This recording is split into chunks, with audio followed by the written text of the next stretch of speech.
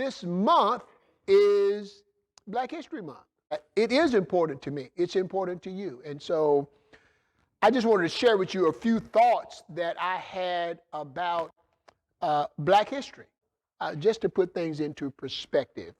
Leveling the playing field. Leveling the playing field. It reads like this. If we lived in an ideal world, how would Jesus make things right in our country? Consider, God knows the truth about what got us to where we are. He is not tricked by false accusations and misinformation and outright lies. He knows the thoughts and the intents of our hearts. If you and I were in a car race with someone, and before the race started, your opponent flattened your tires and sugared your tank, obviously he or she would win the race, but would you respect it? Would you honor it? Would you applaud it? Would you congratulate that win? Of course not. You would declare him or her disqualified. But let's add another circumstance to that story. Suppose it was a cross-country race and somehow you caught back up with your opponent, even though he flattened your tires and sugared your tank. And while you both rested, you sabotaged his car in like manner. And you went on to cross the finish line first.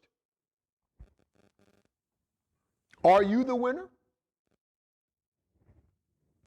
Nay, you are crooked as well and have disqualified yourself from winning the race the same as your opponent. But still, how would you fix that situation if the race had to be ran? It has to be ran. How would you fix that situation? Would you level the playing field as best as possible and continue or restart the race? That's what most of us would say. This story is a parallel of the story of the race in America. From the beginning of the race, whites sabotaged the black man and justified it. From 1619, when the first slaves were brought to the Williamsburg area, until 1863, when the slaves were freed, 244 years, the black man was enslaved and worked to bring about prosperity for the whites at the price of squalid room and board. Imagine the advantage having labor and services for all your life needs at the cost of room and board as you saw fit. This isn't written in my paper, but as I wrote this, I was thinking about in the last 4 weeks, all of the auto repairs we've had to have done to my kids' or grandkids' cars. It's probably over $1,000. It is over $1,000. It's well over $1,000, probably more like $1,500 we spent. Can you imagine if you could have had the mechanic make all those repairs for just room and board as you saw fit? All the parts that we ordered, they came for free.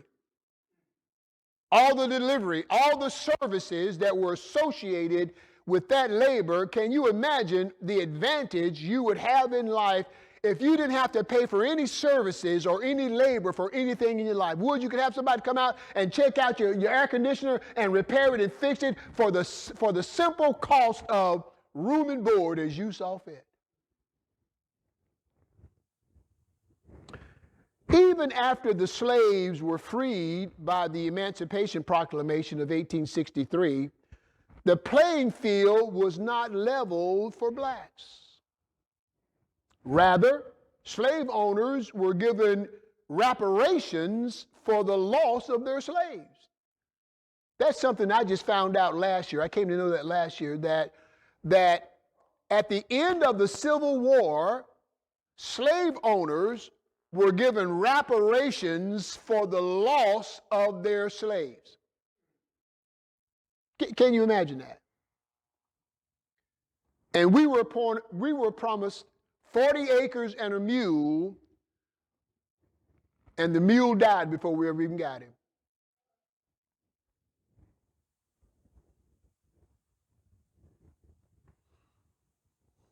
It took another 100 plus years from the Emancipation Proclamation to get the Civil Rights Act of 1964 passed, outlawing racial and other forms of discrimination in the United States, and the Voting Rights Act of 1965. But even with these two monumental acts in place, the playing field was still not level for blacks. That's another 100 years after the slaves were emancipated. And to this very hour, 55 years since the two major acts of 1964 and 1965, while the written law of the land has near leveled the playing field, the execution of the law is still unjust.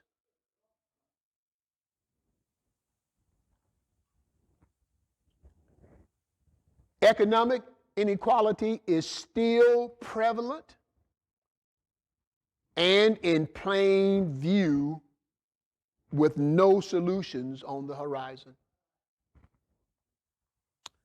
I ask you again, in an ideal world, how would Jesus make these things right in America? Would he say, let's let bygones be bygones and going forward be fair? Or would he say, make restitution to the best of our ability, erring on the side of overcompensation, and then start the race over?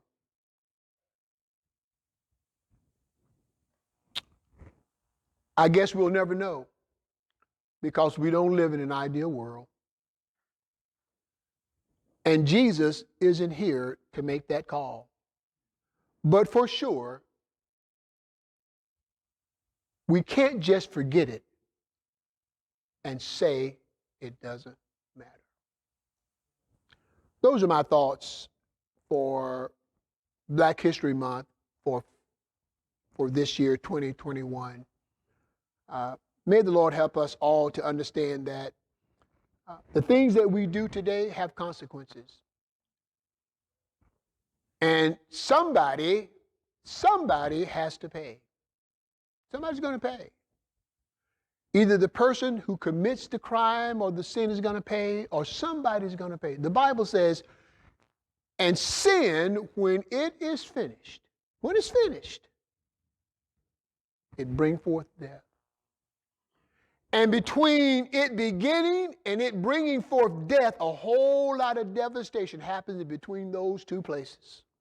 A lot of devastation. And much of it can never be redone or repaired. Listen, I don't make these comments about Black History Month and about this situation because I want to start some kind of hostility or I want to beat anybody down. No, it's more about just for us to put our arms around the truth about things. That's what we all have to do. We can't just ignore it. It's not just going to go away. We have to understand that it's there. And at least our hearts be in the right place about acknowledging it and trying to make things